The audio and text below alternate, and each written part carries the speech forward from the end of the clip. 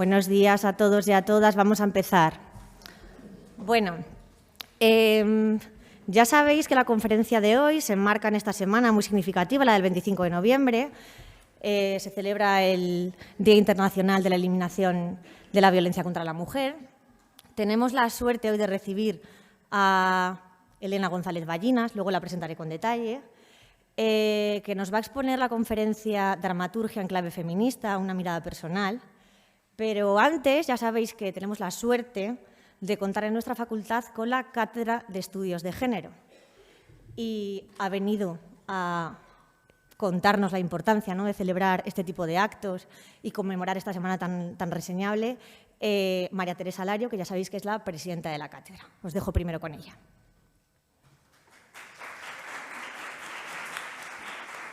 Bueno, buenos días. Lo primero, agradecer a Belén que me haya invitado a inaugurar o a presentar esta conferencia, que tiene todas las trazas de ser muy interesante, en un contexto, como estaba comentando ella, en que prácticamente todos los centros universitarios se realizan actividades relacionadas con las mujeres, con la situación de las mujeres, porque tristemente seguimos estando en una situación de dificultad a nivel social y también a nivel académico. En este contexto, y siendo conscientes de esas dificultades, se creó la Cátedra de Estudios de Género hace ya mucho tiempo, tanto que algunos y algunas de vosotros no estaríais aquí. Se creó en el año 2000 y hoy está constituido por 43 personas de diferentes, digamos, áreas de conocimiento, de diferentes centros y de diferentes campus de la Universidad de Valladolid.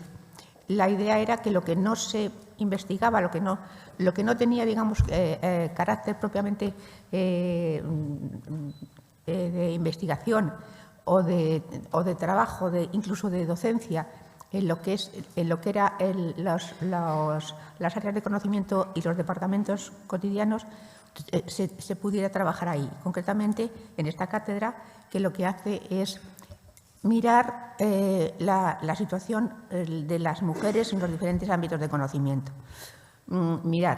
Poner el foco, nunca mejor dicho lo del poner el foco en el tema de la dramaturgia, ¿no?, en este caso. Decía Sheila Beyhavit, que es una investigadora digamos, de las más reputadas dentro del ámbito de la investigación feminista, decía que cuando las mujeres, no debemos decir la mujer porque somos muchas, muy diferentes, cuando las mujeres entran a formar parte del cuadro en el sentido de la visión, de la mirada, ya sea como objeto de la investigación o como investigadoras, las dos cosas es importante. Si yo como investigadora soy consciente de ser mujer y de querer mirar de otra manera, evidentemente, decía, se tambalean todos los paradigmas establecidos. ¿Qué quiere decir con esto de tambalearse los paradigmas establecidos? Que las preguntas que se hace en la investigación, que las respuestas, que los resultados, etcétera, también, digamos, dan unos resultados totalmente diferentes a cuando esto no se produce. Nos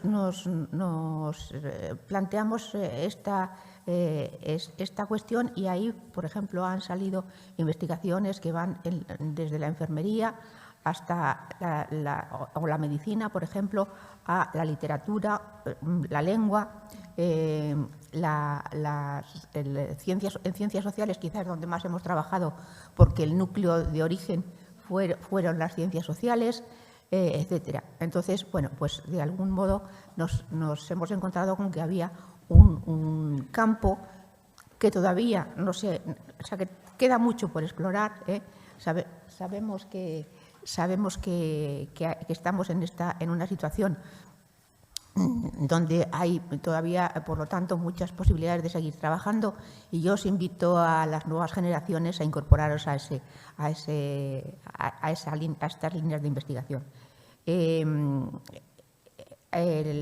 podemos olvidar que la ciencia, lo que es el feminismo académico, se cruza con otra cuestión que es el feminismo de la calle, la agenda feminista que hoy está tan en debate con todo el tema de la ley, que fijaos que es la ley del no es no, que también es un tema social, sociopolítico, ¿no? Es decir, que ahí hemos de hacernos nosotros nuestra propia idea sobre esas realidades, y no podemos hacerlas simplemente por lo que nos cuentan los medios. Tenemos que estar formados y formadas para ser conscientes de todo ello. Por eso, aunque el tema que hoy se va a tratar, que es el tema de la dramaturgia en clave feminista, que yo tengo muchísimo interés de escuchar, aunque no pueda llegar hasta el final, que es y que nos va a impartir Elena González Ballina, es importante porque no hay que olvidar que gran parte de las ideas feministas vinieron de la literatura, no solo de la literatura, y de la dramaturgia. Sin Virginia Woolf, algunos de cuyos libros que no eran textos dramáticos han sido convertidos en textos dramáticos, en películas, etcétera, etcétera, hoy no entenderíamos el feminismo tal como es, tal como por lo menos en una parte lo reconocemos. Por lo tanto, me parece clave y me parece súper interesante lo que la profesora Belén Mateos ha programado, y que desde la cátedra, la unidad de igualdad, porque yo también formo parte de la Comisión de Igualdad, que organiza un poco todas, organiza en el sentido no de darles formas concretamente, sino darles coherencia y hacer una programación, estas actividades, para que se visibilice todo lo que se está trabajando, a veces poquito a poquito, por parte del profesorado, por parte de los diferentes centros. Entonces, pues espero que sea provechoso para vosotros esta conferencia, y bueno, reitero mi enhorabuena a la organizadora. Nada más.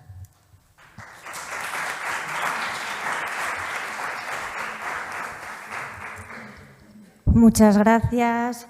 Bueno, vamos a dar paso a Carmen, a la decana de la Facultad de Educación, también para que nos cuente o reseñe, ¿no?, la importancia de llevar a cabo estas acciones en nuestro campus. Buenos días. Bueno, en primer lugar, disculpad por mi retraso, porque esto ha sido debido simplemente a que lo tenía agendado a las 11 de la mañana y venía con toda la tranquilidad, digo, voy andando, con lo cual he ido en contra de otro de los ODS, que es precisamente no utilizar el coche para venir aquí. He tenido que venir corriendo. Después de las disculpas, que realmente, pues es que siento mucho. Otra de las cuestiones, lo que quería era poner en valor precisamente no solamente este tipo de actividades, sino qué son estas actividades y qué representan para la Facultad de Educación de Palencia.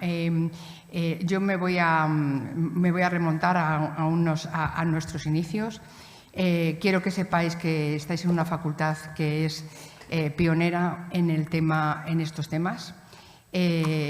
Empezamos en los años 80 del siglo pasado, un grupo de profesorado que estábamos totalmente, por lo menos estábamos como muy concienciadas y muy concienciados de que el tema de género, el género, había que identificarle, había que trabajarle y había que hacerlo sobre todo desde el punto de vista educativo para todos estos temas, porque no solamente es una cuestión de un planteamiento teórico ni una cuestión de investigación, porque evidentemente que somos, mis estudiantes que están aquí saben que yo digo siempre, investigamos también en ciencias sociales.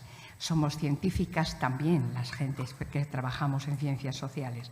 Bueno, pues en esos años comenzamos con un primer seminario, que era el Seminario de Educación No Sexista, el conocido como SUEMS, y que fue uno de los primeros de España que se agrupó un gran colectivo de profesorado trabajando sobre esto. Los temas pues, fueron de imagen, de conceptualización, de cada una de las personas, el tema de las identidades, a pesar de muchísimo antes. Y una cuestión muy importante que era, vamos, para mí muy importante, que es el lenguaje. Bueno, pues aquí estamos con el trabajo, lo digo porque es mi línea de investigación, el lenguaje inclusivo. Entonces, bueno, pues evidentemente nos hemos nutrido en muchos sitios y sobre todo hemos estado trabajando sobre las narrativas de historias desde distintas perspectivas y sobre todo ahora mismo, vamos, en lo que estamos trabajando es la diferencia de narrativas entre mujeres y hombres y cómo se cuentan las mismas cuestiones desde una perspectiva, desde un habitáculo personal de mujer, una persona que se siente mujer.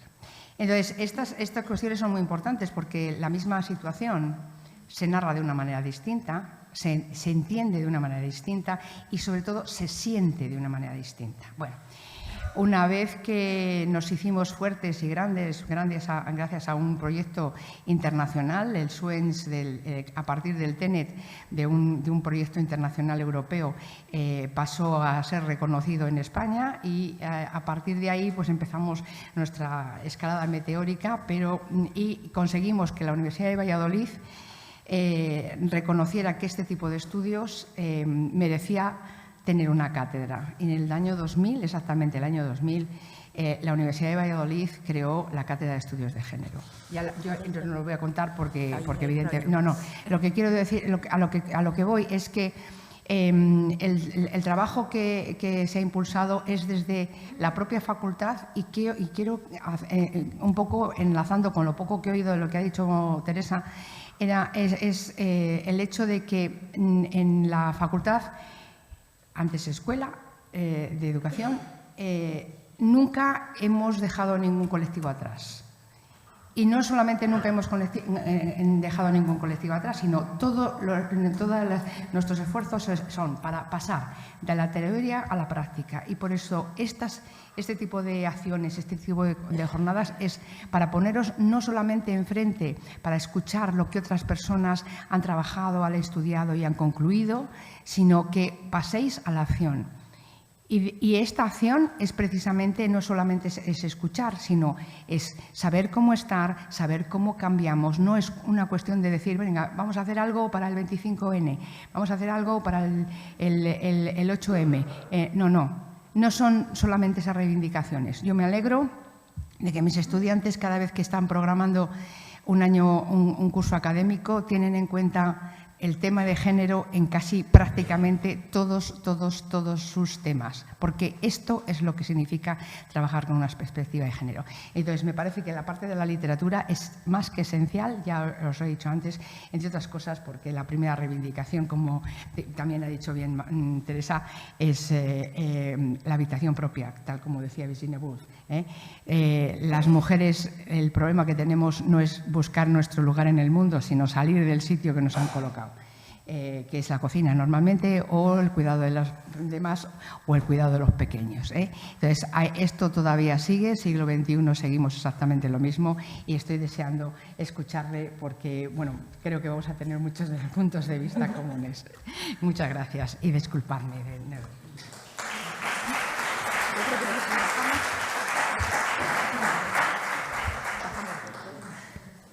Bien, antes de que nuestra invitada comience, ya os dejo con ella, no vamos a alargar más esta inquietud. Quería apuntar unas notas sobre su formación y su trayectoria profesional. No sin antes decir que me hace muchísima ilusión que Elena nos acompañe hoy, porque nosotras nos conocemos desde que éramos unas niñas, allá en la antigua EGB. Sin embargo, nos habíamos perdido la pista. Pero el tiempo nos ha reunido en torno a una cuestión tan importante, ¿no?, y tan necesaria como es reivindicar la igualdad de género desde el feminismo. Entonces, estoy muy feliz por tenerte aquí y lo tengo que decir. Bien, Elena González Ballinas es licenciada en Publicidad y Relaciones Públicas por la Universidad Europea Miguel de Cervantes y posgraduada en Género y Comunicación por la Universidad Pontificia de Salamanca. Además, posee formación específica en interpretación, cursada en el Estudio Coraza para el actor, en escritura creativa en la Universidad de Manchester y en guión en la Escuela de Cinematografía y del Audiovisual en la Comunidad de Madrid, lo cual le permite desarrollar su trabajo como dramaturga, actriz y directora de manera muy brillante, por cierto, como veremos a continuación. En 2016, Elena gana la beca de Arte Dramático de la Diputación de Valladolid con su proyecto La palabra y el canto en mi escena, contenedores de penas y otros residuos útiles e inútiles, a partir del cual escribe su obra homónima que tendremos a nuestra disposición en la biblioteca, junto con otras que mencionaré a continuación, ¿vale? Ellas os enseñan. Bien. También ha escrito, codirigido e interpretado Miedo a soltar, Historia de las despedidas en 4 partes, un proyecto en colaboración con el Laboratorio de Artes Escénicas de Valladolid y muchas piezas cortas, Manuela, De la patria de los parias y La niña que fue, enmarcada en Un minuto de justicia y silencio, insertada en la obra de Los días sin abrazos, que también tenemos por aquí. Todas ellas publicadas en la editorial de teatro Invasoras. Bien, en 2021 Elena obtiene una subvención del Ministerio de Cultura para la escritura de No Luisa, su próximo texto, si no me equivoco, y además, según he podido interpretar en las redes sociales, muy pronto podremos visionar la versión en formato corto cinematográfico de Manuela. Bien. Además, Elena es guionista, directora e intérprete de los cortometrajes Una marca blanca y Canciones de cuna, y ha participado en largometrajes como Ego Sum o Los héroes del mal. También en una decena de cortos, obras teatrales. Bueno, ha hecho muchas cosas. No me voy a enrollar a mencionar todas ellas. Voy a dar paso a Elena para que ella misma nos explique su trayectoria desde lo personal y cito sus palabras. La de trazar líneas que ojalá despierten la sensibilidad, la conciencia y, cómo no, la risa. Y es que vamos a comprobar cómo su obra está impregnada de conciencia social y de una esencia combativa y sanadora. ¿Sí? Que clama sin duda el espíritu de justicia. Bueno, es un auténtico lujazo tenerte aquí. Muchas gracias por desplazarte hasta nuestro campus y te dejo.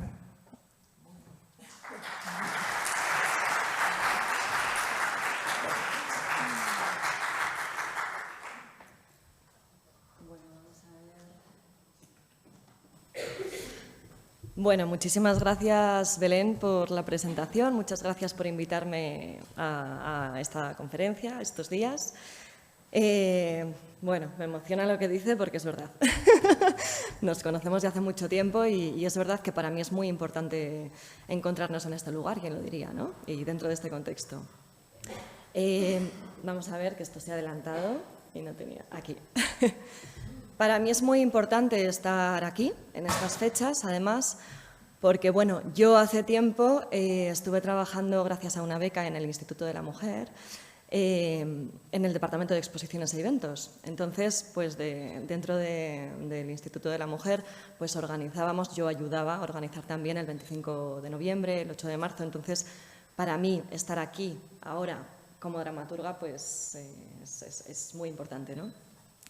Entonces, bueno, sí, pues yo voy a hablar acerca de mi mirada personal en torno a la dramaturgia, ¿no? Cómo yo creo, cómo empezó todo y también tocaré algunas cosas relacionadas con el audiovisual y bueno, pues espero inspiraros, espero animaros a crear, que yo creo que es, según lo que han dicho mis compañeras, el motor de todo, ¿no? No solo quedarnos en la teoría, muy importante saberla, muy importante analizarla, muy importante investigar y muy importante crear. Crear como seres humanos, crear como mujeres, ya lo tocaremos más tarde, crear para dar nuestra visión del mundo, ¿no? Bueno, a eso vengo yo. Entonces, bueno, ¿cómo empieza todo en mi caso? En mi caso empieza todo en el colegio, en el grupo de teatro. De repente surgió un grupo de teatro. Yo era una persona bastante tímida y lo sigo siendo a veces, pero tenía una amiga que era muchísimo más extrovertida que yo y que dijo, oye, hay un grupo de teatro, nos apuntamos. Y entonces, bueno, como yo en realidad tenía muchas ganas, pues me apunté. ¿Qué pasaba también en torno a esas fechas? Que estos son, pues yo tendría 15 años por ahí. Yo en esas fechas también Soy una persona muy sensible, seguro que muchas aquí también, muchas personas aquí también, y como personas sensibles somos muy perceptivas. Entonces, ¿qué es lo que pasa o qué es lo que me pasaba en mi caso? Que todo lo que me pasaba en la vida necesitaba sacarlo fuera, porque el movimiento en el cuerpo era tan grande que necesitaba sacarlo. Entonces yo escribía, o sea, me pasaban cosas, escribía, pero de manera muy automática. No lo daba forma días después, semanas después, meses después, años después, pero necesitaba volcar lo que me pasaba. Como actriz amateur en ese caso, en el colegio, me pasaba lo mismo. Yo me subía al escenario y lo que sentía era una catarsis, ¿no? Todo lo que a ti te pasa lo puedes poner delante de un público, se ve, se muestra y tú haces un proceso que es súper interesante, aunque da mucho vértigo al principio, que es de transformación de todo lo que te pasa, puesta en escena y bueno, pues siempre nace de una visión tuya personal, ¿no? Porque como actores, actrices, todo lo que nos pasa adentro lo atraviesa el cuerpo y tú eres el instrumento, ¿no? Tú eres la guitarra, tú eres el piano, tú eres quien afina o desafina, que también está muy bien a veces, todo lo que sale de dentro, ¿no? Entonces, en mi caso, está muy unida la dramaturgia con la dramaturga con la actriz, con la guionista y luego la dirección. La dirección es algo que yo nunca me planteé, pero que realmente ahora estoy disfrutando un montón. Yo creo que escribo mejor porque actúo, ¿no? Como que todo se retroalimenta, conoces más a los personajes cuando les has llevado dentro, les puedes dar más voz o una voz más amplia. En mi caso es así. ¿Cómo llegué al feminismo? Pues bueno, yo llegué al feminismo porque tenía muchísimo lío. Veía un montón de cosas en mi vida que no entendía, pero muchísimas. También hablaba con otras personas que tenían pues, unas inquietudes parecidas a las mías y quizá unos contextos o unas situaciones parecidas. A veces son temas de los que no se hablan, pero que se ven. Y entonces yo llegué por una necesidad interna. De repente, un día, vi en el periódico que se ofertaba un posgrado de Género y Comunicación, en este caso en la UPSA, en Salamanca, y que estaba bastante subvencionado, eso me ayudó mucho, y entonces pues no dudé. Yo llegué por una necesidad personal. Quería buscar respuestas a preguntas que yo tenía, que sabía que eran seguramente universales, que yo no era la única persona en el mundo que se preguntaba esas cosas y me ayudó mucho a encontrar muchas respuestas, me ayudó a seguir preguntándome y sobre todo a encontrarme con un montón de gente con una sensibilidad parecida y con una vivencia muy parecida o diferente, pero muy complementaria. Entonces, bueno, para mí fue muy importante. Esto me ayudó a años más tarde pues, poder optar a la beca del Instituto de la Mujer, donde me encontré con otra cantidad de personas pues con las mismas inquietudes, sensibilidad, que nos retroalimentamos mucho, donde teníamos unas conversaciones súper interesantes tomando un café, nada eruditas, pero muy de la calle, pero muy en sintonía y bueno, gente que, claro, aún conservo en mi vida y que me ayudan muchísimo a crecer. Gente que viene del mundo del arte y gente que no, sociólogas, politólogas, bueno, un montón de perfiles muy diferentes, pero con un objetivo común que era ver la realidad más allá de lo que muchas veces se nos ha enseñado o se presenta, ¿no? De ahí toda la importancia del género transversal, ¿no? Desde la educación y desde las conversaciones de la calle, ¿no? Que es desde lo que se anima en la cátedra por lo que he escuchado. Entonces, ¿cómo llegué a la dramaturgia? Pues en mi vida ha habido muchos líos, como veis, muy enredado todo, y llegué también pues partiendo de un montón de textos inconexos, como os he dicho, ¿no? Yo todo lo que me pasaba lo ponía en palabras y seguía haciéndolo pues, en la universidad, o sea, partí en el colegio, seguía haciéndolo en la universidad y lo sigo haciendo ahora. Entonces yo tenía un montón de textos inconexos y en un momento de mi vida, ya cuando empecé a estudiar interpretación en Madrid, pues empecé a releerme, ¿no? A releer textos que yo tenía, que no estaban escritos en forma de personajes, sino que simplemente era una especie de monólogo interior volcado. Y entonces, como ya la vida la veía un poco en torno a personajes, pues dije, aquí está este personaje, aquí está este, como por patrones de comportamiento. Y entonces, a partir de ahí, empecé como a ordenar lo que terminó siendo Miedo o soltar, mi primera obra. Historia de las despedidas en 4 partes. Tiene 4 personajes. Nosotras somos 4 hermanas, no es que cada uno sea un personaje, pero es verdad que yo creo que de alguna manera mi vivencia personal, ¿no? Las voces internas que en ese momento yo tenía eran 4 que tenía mucho que ver con lo que yo había vivido. Entonces, bueno, aquí lo que os lanzaba al principio, ¿no? Las mujeres ahora tenemos no solo el derecho, desde mi punto de vista, sino la obligación de crear. No se trata de crear otra obligación, no es lo que quiero lanzar, pero sí que pensemos que hace muchísimos años nosotras no teníamos derecho a nada, nos tenían que firmar si queríamos salir de viaje, no podíamos abrirnos una cuenta bancaria, no podíamos firmar obras de publicaciones, ni un montón de cosas, ¿no? Ahora podemos. Y ahora, por lo que también se comentaba antes, debemos, desde el placer, desde las ganas, desde la motivación, porque como se comentaba antes también, nosotras y nosotros, ¿no? O sea, las personas escriben desde su manera de percibir el mundo. Entonces, hasta hace no tanto tiempo, el mundo se ha presentado desde una visión masculina. No quiere decir que los hombres no puedan escribir desde una visión muy inclusiva. Conozco a muchos autores que lo hacen, pero es importante que nosotras también pongamos nuestra visión del mundo en nuestras creaciones y en nuestra manera de estar en el mundo, ¿no? Hay que salir de la habitación, como decían, y hay que mostrarse, ¿no? Quizás se nos ha enseñado menos, pero podemos y debemos, ¿no? El punto de vista del creador, la creadora, ¿no? Es muy importante. Ya lo hablaremos más tarde. Por ejemplo, en cualquier creación que veáis, no solo importa el guión, la dramaturgia, el texto, que es muy importante, importa mucho la dirección. ¿Qué punto de vista pongo sobre este texto? O sea, qué es lo que quiero mostrar y qué es lo que no. Una obra puede ser algo totalmente diferente teniendo el mismo texto si lo coge una persona o lo coge otra, según si tiene una visión transversal, por ejemplo, de género o no la tiene, ¿no? El mundo cambia.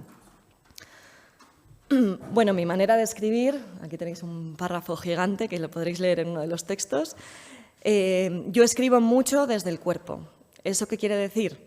Que escribo mucho desde las sensaciones, como que no escribo desde la lógica desde un comienzo, sino que escribo desde cómo percibo yo el mundo, teniendo en cuenta toda mi formación, ¿no? Todo lo que os he dicho del género transversal, mis vivencias. Entonces, bueno, hay algo que yo escribí algún día que decía que las palabras son mentira. Eso no quiere decir que el lenguaje no sea importante. Lo que no se nombra no existe y lo sabemos todos y todas, ¿no? Pero hay algo más allá de las palabras que tiene que ver con lo que se llama en interpretación el subtexto, que es lo que yo quiero decir debajo de todas las palabras que digo, ¿no? Yo puedo decir una frase que afirme una cosa y por debajo estar negándolo, ¿no? Entonces, muy atentos, muy atentas también a eso. Eso es algo clave a la hora de leer lo cotidiano también a la hora de leer las obras. No importa solo lo literal, hay mucho por debajo. Esta es mi primera obra de teatro. La que os digo que nace del caos. El primer cartel es un work in progress, o sea, lo trabajamos en 2 años, va por fases porque yo necesito ordenarme mucho a lo largo de todo el proceso. El primer cartel es del 2014 y el siguiente 2 años más tarde, ¿no? Cuando ya la obra ya coge poso. Ese primer cartel, yo hubo un tiempo en mi vida que me dediqué mucho a la foto. En la universidad estaba todo el rato metida en el laboratorio de fotos. Entonces, lanzaron un concurso relacionado con el tema de la igualdad, no me acuerdo en qué ayuntamiento, y yo presenté esa fotografía, ¿no? Esa fotografía hablaba de quitarnos los estereotipos que están asociados al género, ¿no? Lo rosa y lo azul, quitarnos los lazos y centrarnos en personas, ¿no? O sea, mirarnos como personas, y interpretarnos y leernos como personas.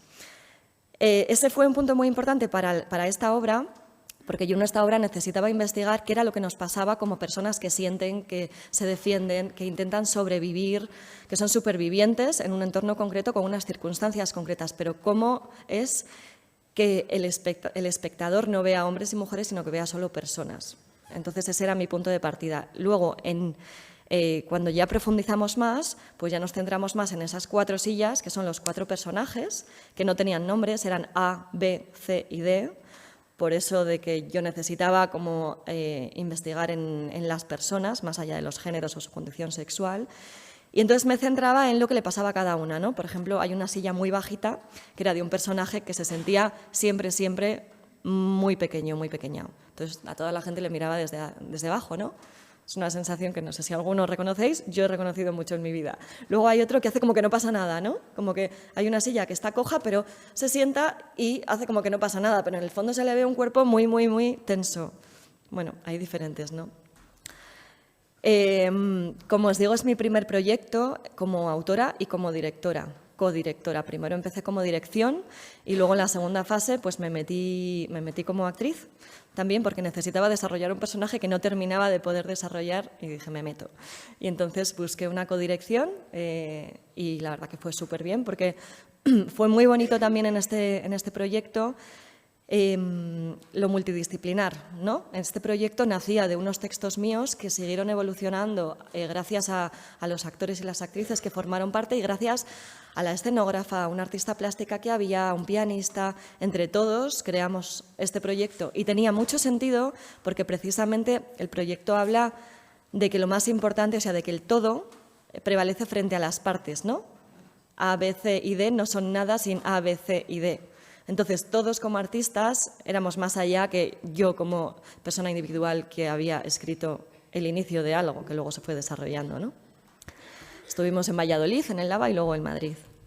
Como os digo, los personajes eran estos, no tenían nombres propios. El único que tenía nombre propio era este perro que veis aquí, que bueno, era el perro de uno de las protagonistas. Y bueno, una anécdota es que este perro lo hizo una artista plástica que es mi hermana, María González Ballinas. Y yo la dije, bueno, María, ahora que estás trabajando con papel, ¿me podrías hacer para la obra en la que estoy un perro? Y me dice, bueno, lo puedo intentar.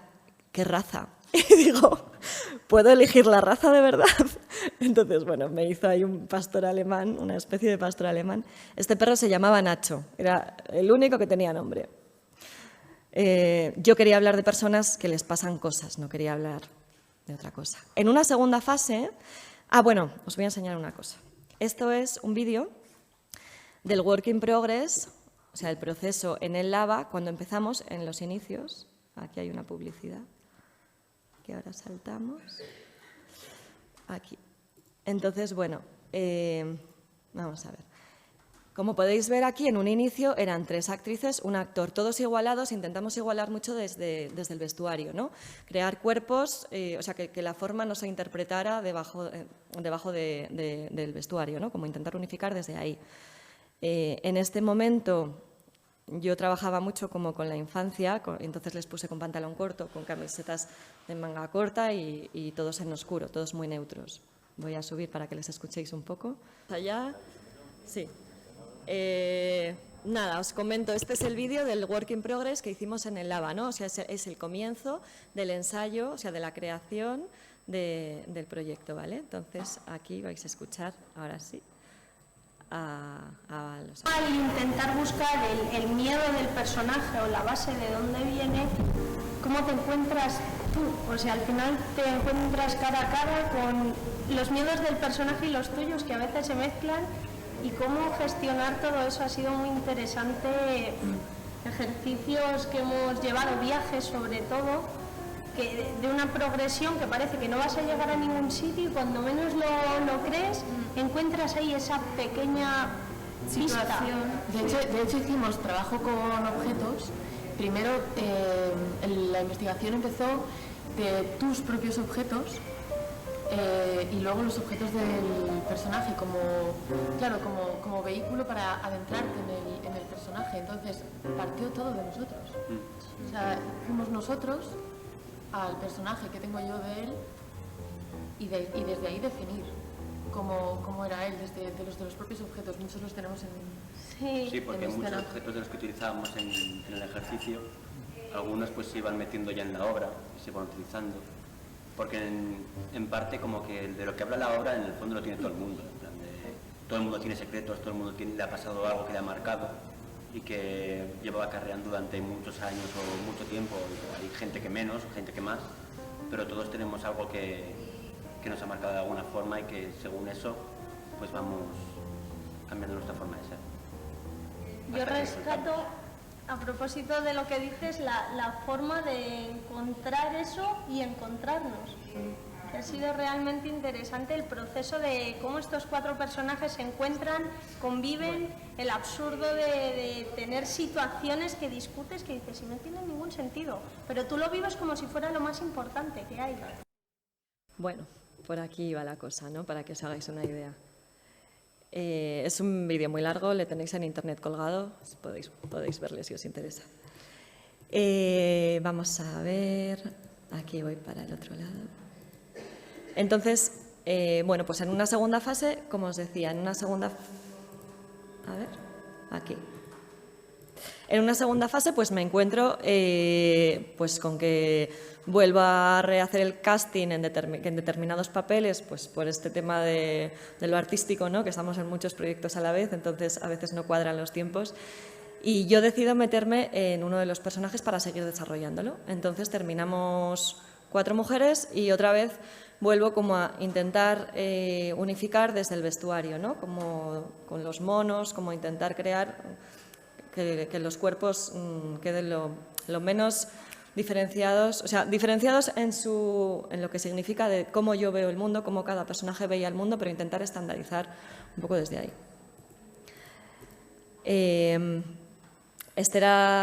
Bueno, en la obra habla de esto que os digo, ¿no? Como del primer miedo. Tiene mucho que ver como con el miedo a uno mismo, ¿no? A las raíces de donde viene uno mismo, ¿no? Como que luego en otras obras también lo he desarrollado, ¿no? Pero tiene que ver con el miedo a la propia historia de uno, ¿no? Y luego pues hay muchos subtemas que se van desarrollando, como la violencia circular, eso era un tema muy, muy importante, el bullying, el abuso de poder,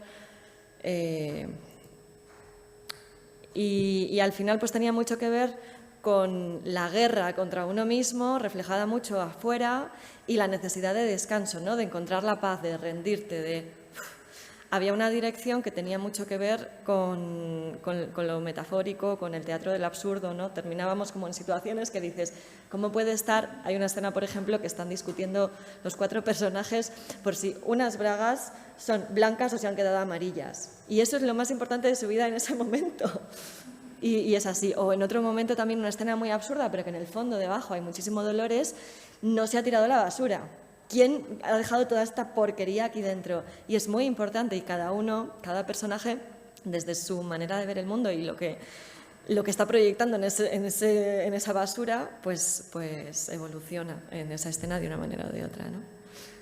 La escena de la derecha es la de las bragas, que se van tirando las bragas así. Y luego pues también hablamos mucho de cómo gestionar el miedo, ¿no? Es un tema que a mí, en general, me toca mucho, ¿no? El tema del miedo, creo que está siempre presente en la vida y cómo gestionarlo. Entonces, pues cada personaje lo gestionaba de una manera, ¿no? Por ejemplo, en concreto, lo gestionaba anestesiándose. Entonces, le representábamos fumando. Entonces, cada vez que le pasaba algo, bloqueaba y se quedaba fumando y se metía en una burbuja como para olvidarse, ¿no? Era su manera de gestionarlo, en realidad lo estaba bloqueando, ¿no? Había otros personajes que lo que hacían era volcar su violencia, todo el miedo se transformaba en violencia para los demás, ¿no? Era otra manera. Otro personaje se lo quedaba todo el miedo le atrapaba y le dejaba el cuerpo, ¿no? Y encontraba el amor en el perro, pero el cuerpo estaba que no podía, estaba en la inacción, no se atrevía a hacer nada. Otro personaje tenía como un secreto muy, muy grande y hacía como que no pasaba nada, ¿no? Mi miedo le gestionó haciendo como que no pasa nada, aquí estamos todos bien, ¿no? Pero todos tenían algo que les unía. Y entonces pues hablo de la anestesia, ¿no? ¿Es la anestesia la mejor solución a la vida? Porque al final, de una u otra manera, cada personaje se anestesiaba a su forma, ¿no? ¿Quiénes somos si nos anestesiamos, si nos mutilamos? ¿Se puede vivir anestesiado para siempre? Y bueno, pues 2 años más tarde, si esto empezó en el 2014, 4 años más tarde publicó la obra de teatro, que la publica Ediciones Invasoras, y es la que tenéis. Luego la siguiente obra de teatro pues, se llama Contenedores de penas y otros residuos útiles e inútiles, y nace de esta beca de arte dramático que me da la Diputación de Valladolid. Es una beca de formación en donde tú simplemente tenías que decir dónde querías seguir formándote como artista, en el plano de la dramaturgia, de la interpretación, del arte dramático, ¿no? Pero yo fui un poco más allá y como iba a investigar iba a hacer cursos de voz, luego iba a hacer cursos de escritura, luego también unos cursos de una técnica muy concreta de interpretación. Pensé que para mí, a nivel interno, iba a ser un viaje bastante grande, porque la voz, no sé si alguno de vosotros ha trabajado canto o ha trabajado algo con la voz. La voz contiene mucho todo lo emocional, ¿no? Igual que el cuerpo. Entonces yo sabía que si yo en ese momento la voz la tenía, en cuanto la soltara iba a tener muchísimo material para luego darle ficción, ¿no? Entonces partí de ahí. Sí que es verdad que yo tenía un tema latente en mi cabeza, que era el tema de la prostitución, en donde, bueno, era un tema que a mí me importaba mucho, que tenía y que tengo una posición bastante clara y quería hablar de él. Pero al final la obra, o sea, el viaje en el que yo me meto y donde termino saliendo, tiene el tema de la prostitución, porque uno de los personajes está ahí, pero la obra termina hablando sobre un secreto familiar que ha sido atrapado, encerrado entre 4 paredes y que no se le ha dejado volar. ¿Y qué pasa si sale fuera ese secreto familiar, ¿no? Y bueno, dentro de eso pues hablo de, metafóricamente, los contenedores de penas como nuestro propio cuerpo, ¿no? Mi cuerpo es un contenedor que contiene todas las experiencias vividas y no vividas, ¿no? Y los residuos asociados como estas experiencias que digo, residuos útiles, las experiencias que me han hecho ser, que yo interpreto que me han hecho ser mejor, que me han aportado, los residuos inútiles, las experiencias que ojalá no me hubiesen pasado, ¿no? Pero en realidad de lo que yo hablo es de, no, ojalá no te hubiesen pasado o sí, porque realmente si tú haces un proceso interno, esas experiencias son las que te definen a ti como lo que eres, como ser único, irrepetible, y no se trata, desde mi punto de vista, de evitarlas, sino de gestionarlas, atravesarlas, darlas voz, hacer algo con ellas, crear o no crear. No se trata de que seamos todos artistas si no queremos, pero a lo mejor yo soy abogado o abogada y ahí pongo y ahí defiendo, ahí pongo mi voz y desde ahí me comunico y pongo mi manera de ver el mundo y todo lo que las experiencias pasadas me ayudan.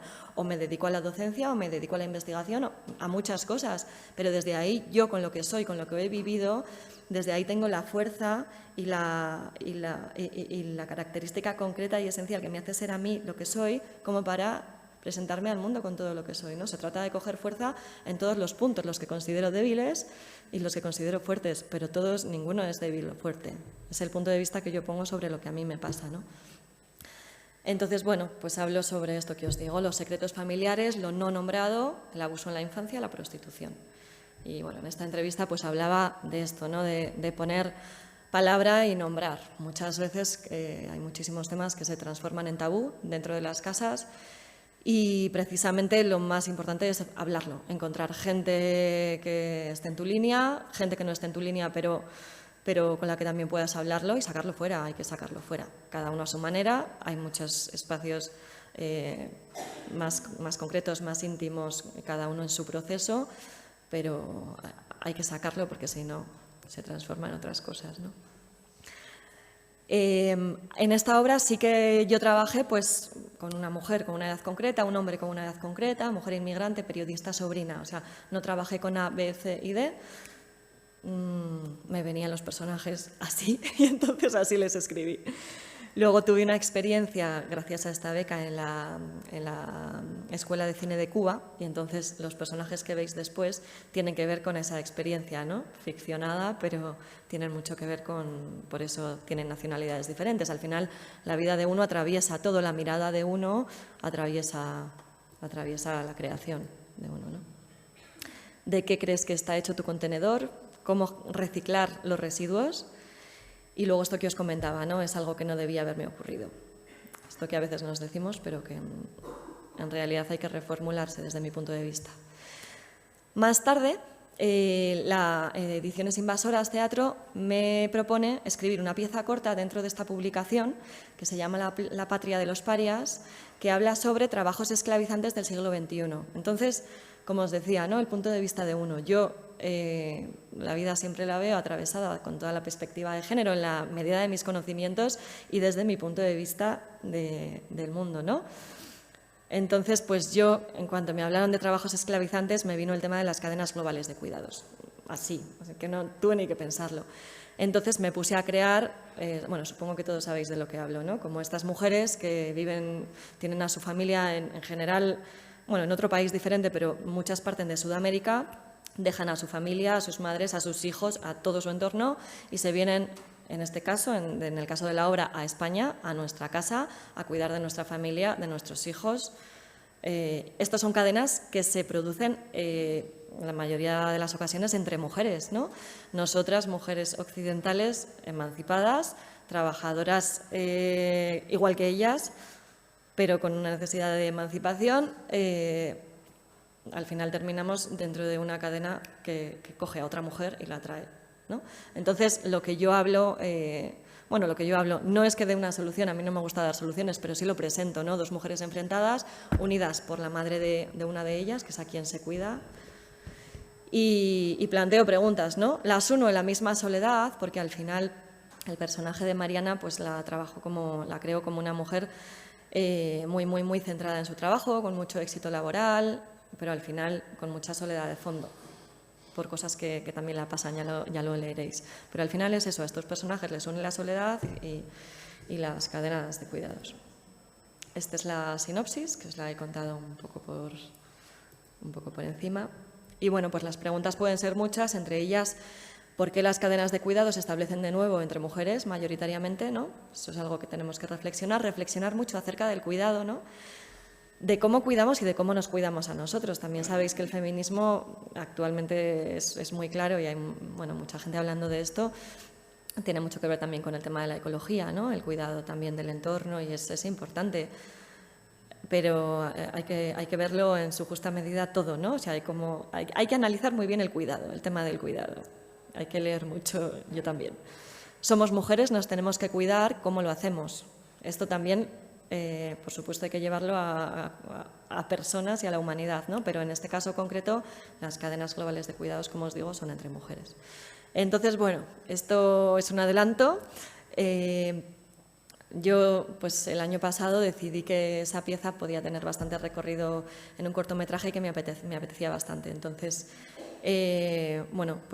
adapté el guión y me puse a rodarlo. Yo soy uno de los personajes, también lo dirijo, y Lele Guillén pues es el otro personaje. Fue un proceso bastante bonito, muy enriquecedor también, porque es muy diferente la mirada desde la escritura que desde la dirección, y en audiovisual es otra mirada porque tienes mucho control en todos los procesos, ¿no? Tienes control en la preproducción, cuando te vas imaginando cómo luego tiene que grabar el director de foto o la directora con sus aportaciones, ¿no? ¿Qué punto de vista, no? Hago un plano así, o no quiero que tal, sino que me voy a las manos, miro a ver. Luego grabas, te metes en la interpretación, te metes en la dirección del otro personaje y luego montas y ves qué es lo que te vale y qué es lo que no, y si la historia debe ser contada como fue escrita. En mi caso, en general sí, pero hubo cosas que añadí, cosas que quité. Ha sido un proceso bonito. A partir de aquí nace la obra de la que hablaba Belén. El Ministerio de Cultura lanza unas subvenciones y yo me presento con No Luisa. Luisa es el personaje que está ahí a la izquierda, que no soy yo, claro. Y entonces pues yo me imagino esta historia que pasaría 3 años más tarde si Luisa vuelve a su país, se muere. No es un spoiler porque la obra empieza así, ¿no? Y, Manuela,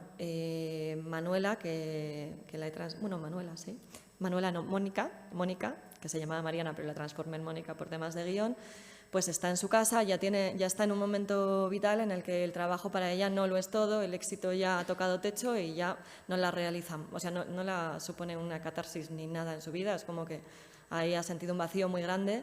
Y entonces, justo cuando empieza la obra, aparece el hijo de Luisa, llama a la puerta, le dice: soy el hijo de Luisa, mi madre se ha muerto, te exijo que seas la madre que me quitaste. Este es el punto de vista, es lo que podría pasar, y lo que yo quiero, o sobre lo que yo reflexiono es nosotros seríamos capaces como sociedad de devolverles el favor que en realidad nos están haciendo ellos, haciendo todo lo que hacen.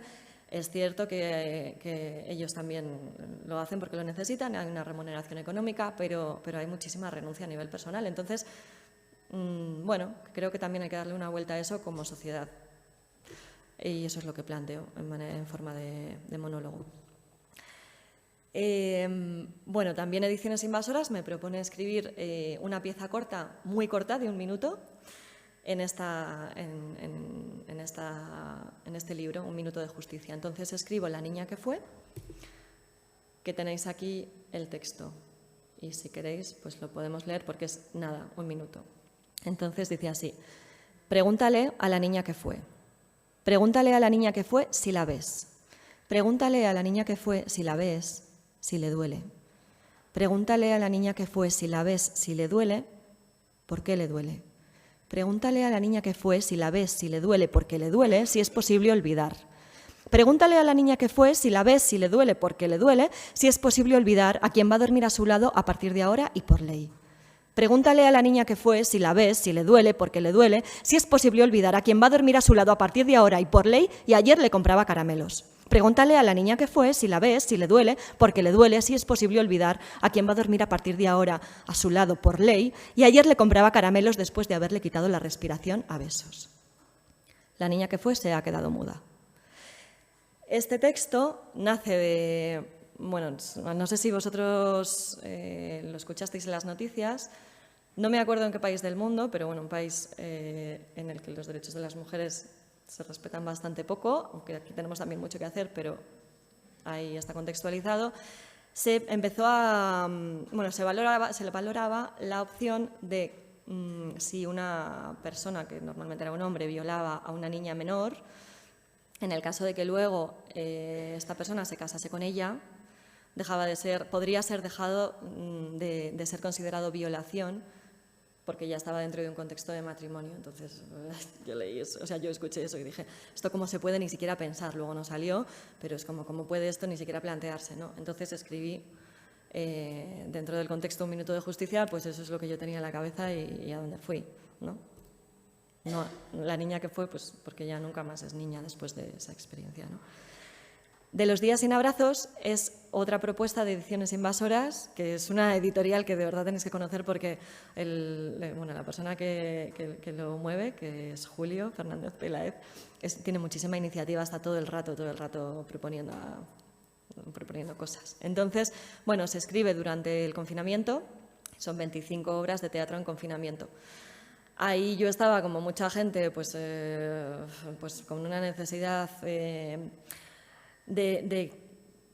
como de calor, ¿no? Como que para mí fue una época muy fría, supongo que también para muchos, muy triste, con muchísimo miedo, mucho miedo, me activó muchísimo el miedo y mucha soledad. Y en las noticias todo el rato se hablaba de cuidado, el miedo, el virus, el no sé qué. Y yo pensaba, ostras, pero ¿y dónde está el cuidado de cuidar? ¿No? Cuidado, vale, cuidado. Pero ¿cómo nos cuidamos de verdad? Y entonces, bueno, pues escribí una obra que tenía que ver con el cuidado de cuidar. Se enfrentaba a dos personajes. Uno era un hombre que para mí en este caso estaba muy claro, ¿no? Como con la necesidad de ir a la guerra, de hay que luchar, venga tú que eres joven, espabila. Y el joven, que podía ser una mujer o un hombre, estaba simplemente con una necesidad de ser arropado.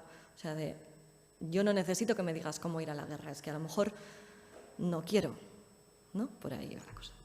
Necesito otra cosa de ti, ¿no? Deja de decirme cómo puedo cuidar de otro si estoy muerto de miedo, ¿no? Muerta de miedo. Tiene que ver también mucho como con lo que hablamos de miedo soltar, ¿no? Cada uno gestiona el miedo de una manera y seguramente en esta obra el hombre de 65 su miedo le gestiona combatiendo, yendo a la violencia, ¿no? Como diciéndote espabila. Bueno, o sea, es simplemente observarlo, ¿no? No es una manera de criticarlo, pero es la manera de, bueno, la mirada, ¿no? Se puede como mirar y mirarse, ¿no? Como mirarme a mí dentro lo que me pasa, cómo poder mirar al otro, cómo establecer un diálogo. Y entonces, bueno, con esto, este es el último vídeo, Canciones de cuna. Esto es un cortometraje, no es teatro, pero me parecía que, bueno, la temática es bastante afín. Vamos a ponerlo antes porque no os quiero desvelarlo. Dura 3 minutos. Permitir. Solo funcionales. Y a ver, espera un segundito. A ver, ay, no sé cómo puedo poner en pantalla completa. Aquí. No.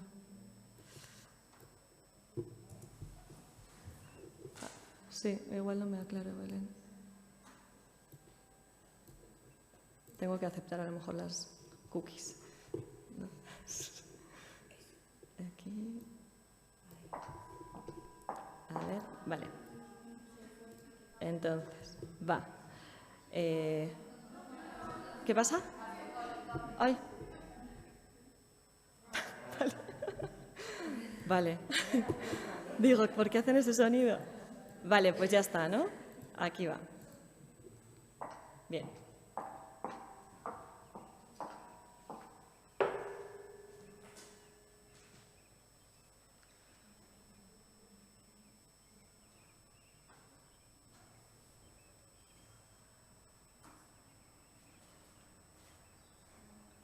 Tengo que pedirte un favor. Puede que te suene un poco raro, pero necesito que me prestes tu barriga, por favor. ¿Mi barriga? He decidido que voy a ser madre. Sí, se acabó eso de estar siempre ensimismada pensando en mí, en qué será de mi vida. Necesito preocuparme de otra persona que no sea yo. Así que te he elegido a ti. ¿A mí? Quiero tener un bebé, pero no puedo tenerlo yo. Lo siento muchísimo. Debería de tener mi cintura, mis caderas, mi pecho. Bueno, tranquilízate. Así que he decidido que Álvaro y tú tenéis que acostaros. Esta tarde sería perfecto. Yo tengo que ensayar y Álvaro está por llegar. Así que he cambiado las sábanas de la cama. Y bueno, todo lo que necesites, pues esta es tu casa. Eso no lo puedo hacer. Además, llevas meses detrás de Álvaro. Años, diría yo, prácticamente 2 años. Justo desde que lo dejasteis vosotros y empezamos nosotros. 2 años, exactamente hoy. Sería una muy buena manera de celebrarlo juntos, ¿no crees? Mira. Lo grabaremos todo para que Nico pueda diferenciar a su madre real de la persona que nos ayuda a cumplir nuestro sueño. Se va a llamar Nico, ¿te lo he dicho? Ay, no me lo habías dicho. Nico me encanta.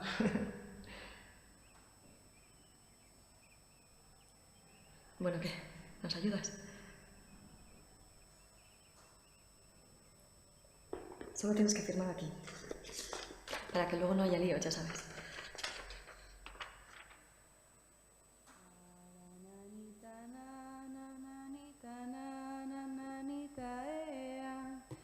Mi niño tiene sueño, bendito sea. Bueno, el tema de este corto, en clave de comedia, son los vientres de alquiler, ¿no? Como, bueno, hay muchas preguntas, ¿no? ¿Puedo tener todo lo que quiero? ¿Podemos comprarlo todo? ¿Es justo? ¿Cómo cuidarnos, no? Es una situación llevada al absurdo. Yo no quiero perder, o sea, quedarme embarazada supone perder de mi cuerpo. Si tengo una persona que lo puede hacer por mí, se lo pido como favor, en este caso, o la pago, o, bueno, hay muchas preguntas detrás de los vientres de alquiler y esto, pues lo que hacía era eso, como lanzar preguntas en torno a todo este tema tan grande. Algunos datos, que estos tienen que ver mucho con el cine, pero bueno, lo podéis trasladar, es datos de representatividad de las mujeres. Las mujeres representan el 33% del cine español. Entonces, datos aquí importantes a interpretar son, para de verdad tener, o sea, con todo esto que hablábamos del punto de vista, ¿no? de una creación, como que una creación puede tener varios puntos de vista, las figuras de dirección son muy importantes a la hora de dar un punto de vista, una visión muy concreta de una realidad que tú tienes en un guión, porque al final o sea, hay que respetar muchísimas partes, pero hay muchas que también puedes modificar y el punto de vista lo es todo, ¿no? Entonces, la producción, el departamento de producción es muy importante también, es donde está toda la financiación. Entonces, ¿qué se financia, qué no se financia? Es clave, son puestos donde es muy importante que también estemos como mujeres, estemos con perspectiva de género, estemos como personas con mucha formación en género como para poder atravesar la realidad desde ahí. Hay, pues eso, un tanto por ciento de 26, 26, 21, ¿no? Dirección ha subido un 2% en los últimos 6 años. Luego hay posiciones que están bastante feminizadas, como vestuario, ¿no? Un 82%. Y luego puestos que están bastante ahí, ¿no? Como bastante equilibrados.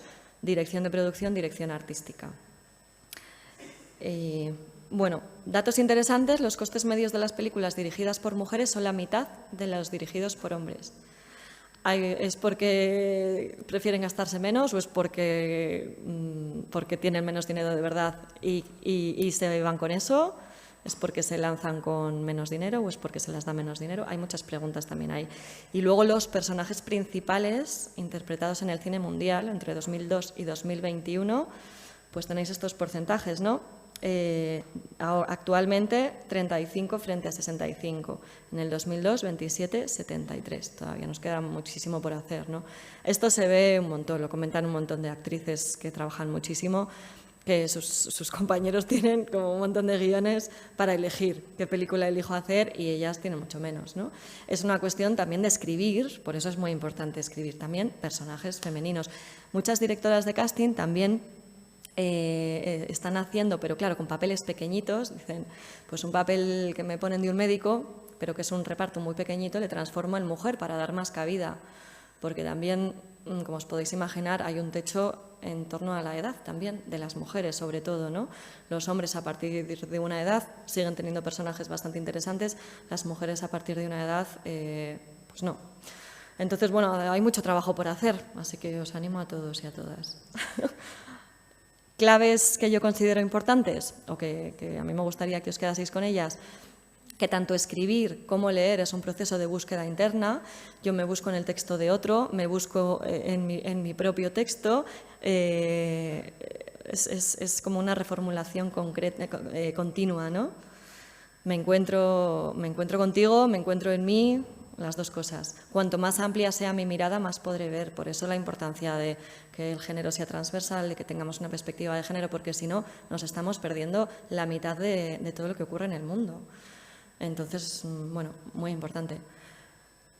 También para tener una mirada crítica hacia todo lo que vemos, ¿no? Es muy, muy importante tener una mirada crítica. Lo que no se nombra no existe, entonces saquemos a la luz y nombremos los puntos de vista de las historias, que hemos hablado mucho, la importancia de estar en escritura, en dirección, también en producción. El tema de los personajes protagonistas, que acabamos de ver, ¿no?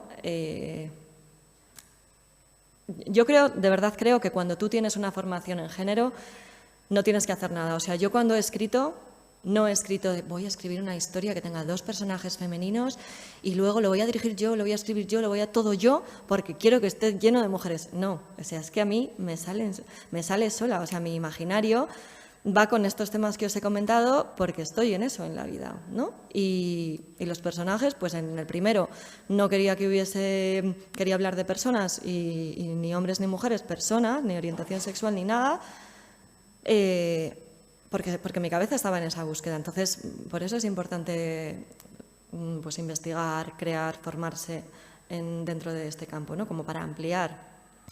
También, bueno, como personas, ¿no? Ya os digo que hay también muy buenos dramaturgos que escriben historias maravillosas. Acaba de ganar, por ejemplo, ahora mismo un premio muy importante, el Calderón de la Barca de dramaturgia, un chico que se llama Gabriel Fuentes, que escribe muchísimo de conflictos bélicos desde una perspectiva súper, como muy sensitiva y escribe muy bien y tiene un montón de personajes femeninos y seguramente sea porque él en su cabeza la realidad también la atraviesa desde ahí, ¿no? Igual que también acaba de ganar un premio muy importante María Velasco, que es una dramaturga de Burgos y bueno, pues también es una chica que ahí tiene una perspectiva de género muy, muy clara. Entonces, bueno, formémonos.